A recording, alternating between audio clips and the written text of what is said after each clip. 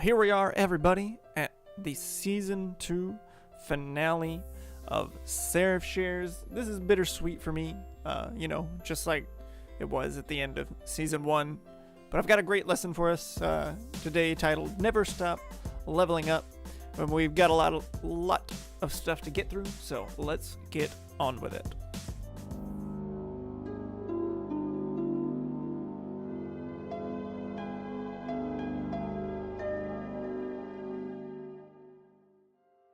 So I wanted to talk a bit about SeraphShares as a whole first, because the purpose behind SeraphShares is the backbone of this season finale. So SeraphShares for me has always been about taking the ways that I try to better myself and then sharing my process with you guys so that you can get ideas and be encouraged to better yourselves as well. If you guys are familiar with the Myers-Briggs personality system, each personality type has a strategy that goes with them. They're just like short ideas that kind of sum up how that personality type tends to tackle life. And the strategy for my personality type, the INFJ, is constant improvement. So it's no surprise that I'm always trying to think hard about everything about me and trying to figure out what I can do to do me better, right? If you think about games, in most video games, there's like a level cap, right? There's a limit to how strong, how fast, or how powerful your character can get. You grind and grind and grind to reach that cap, but once you do, there's sometimes nothing left to do once you hit the level cap.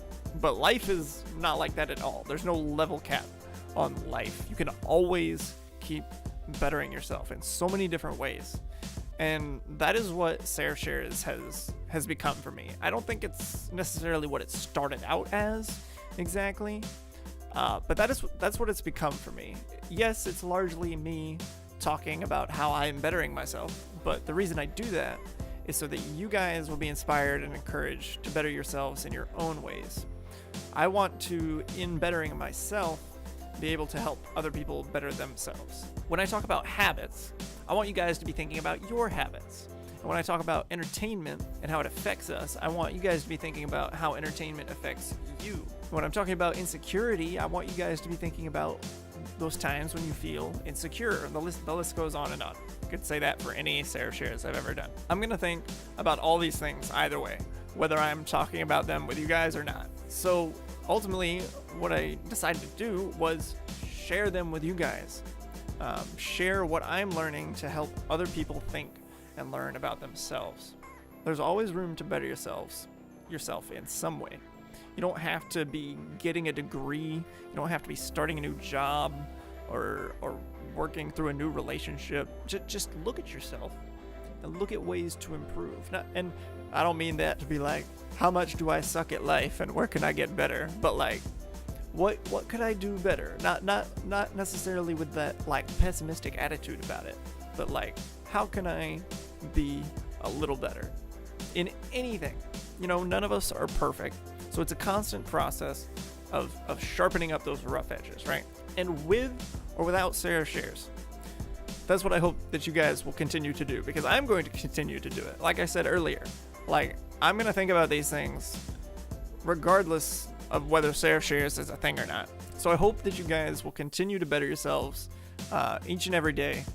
And not, of course, not in the sense that you need to do X, Y, Z that everyone else needs to do.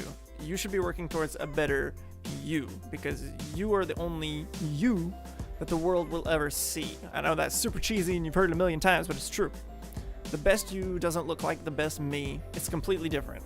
I want you guys to work towards the best version that you can get yourself to. And with all that being said, that will pretty much bring SeraphShares to a close on this season 2.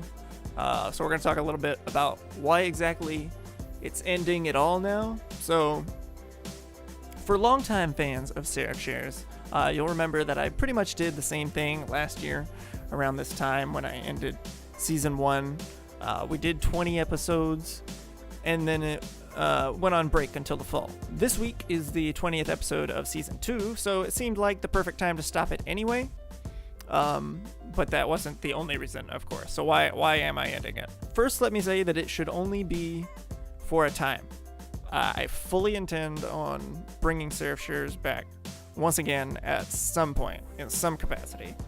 But that, much like the last time when we ended season 1, I don't exactly know when that is going to be. The theme that I tried to go for season 2 of SeraphShares was this idea of everyone sharing their wisdom with each other.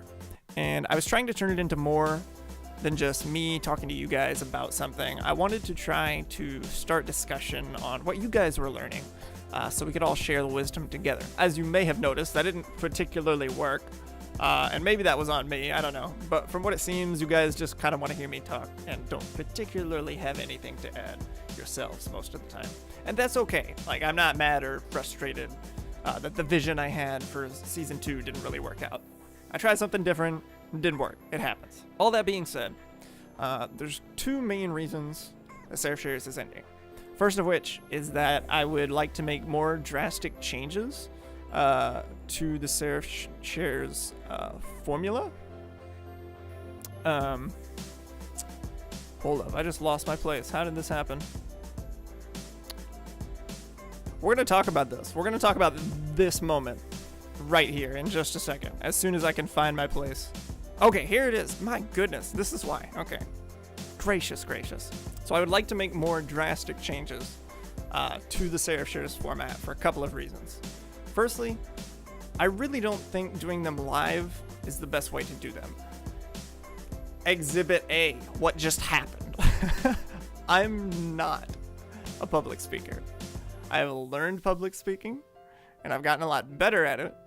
But at the end of the day, it is not something that I necessarily excel at or something that comes easy for me.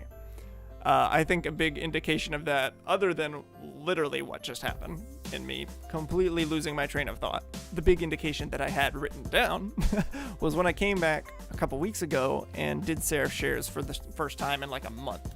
It felt like I was doing it for the first time again. I don't know if you guys noticed, but I definitely noticed. It was not as smooth as SeraphShares had come to be. I was tripping all over my words, and my thoughts were just not straight at all. And I think that was really indicative of the fact that this whole live speaking thing it isn't my thing. I can do it if I have to, but it's not something that comes easy for me at all. And so when I took a break from SeraphShares for a month and then tried to come back to it, I couldn't just come back to it easily. Like, I put the same amount of time in that I normally did, but really I needed to put a little more time into it because I hadn't done it in forever. So ultimately, what this comes down to for me is, am I using my talents to give you guys the best experience possible? And in this case, I think that answer is no. Public speaking is not a natural talent of mine. But what is? Editing, right? I can edit things after the fact and cut out all the parts that suck. So I'm not 100% decided, but when it returns, SeraphShares may very well not be in this live format that we all know it to be. More than just the live aspect, though, I'm definitely looking into other ways to tweak the SeraphShares formula. So there may be other things changing as well. I'd even say that to go as far as to like give it a name change. It'll probably still be pretty much the same thing, but maybe even just calling it something different. I don't know. I haven't thought through all these things yet. I need time to think these things through, so that's where we're at right now. Reason number 2 that SeraphShares is coming to an end. This was kind of like the nail in the coffin for it, really. Similar to the end of season 1, I just need a break, honestly. When I began SeraphShares, I didn't intend on it being seasonal. And when I started season 2, I didn't intend on continuing for it to be seasonal. That's why I haven't even been putting season 2 into a playlist on YouTube, because it was just SeraphShares. It wasn't supposed to be season 2. But the reason for me needing a break is more than just feeling like I need a break from SeraphShares specifically. There's a lot changing in my life.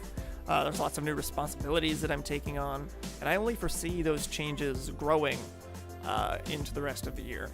So with SeraphShares being this weekly thing that I have to devote resources to, but at the same time, it's not being an efficient use of my talents, I really just feel like I need to put a stop to it for now and wait until I have more time and I can go back to the drawing board and revisit it and bring it back bigger and better than ever. Because I spend so much time every week preparing for this public speaking thing that I'm just not great at.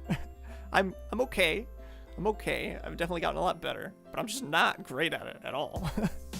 And I definitely think that my talents could be better used more efficiently on something else. I do, however, want to keep SeraphShares alive in some small capacity. I know this is going to be kind of lame, but basically whenever I tweet something inspirational or insightful that I think of, I'm just going to put a hashtag SeraphShares on it. I know that's super lame, but they'll be like bite-sized SeraphShares. And maybe I'll share those with you guys on stream as well.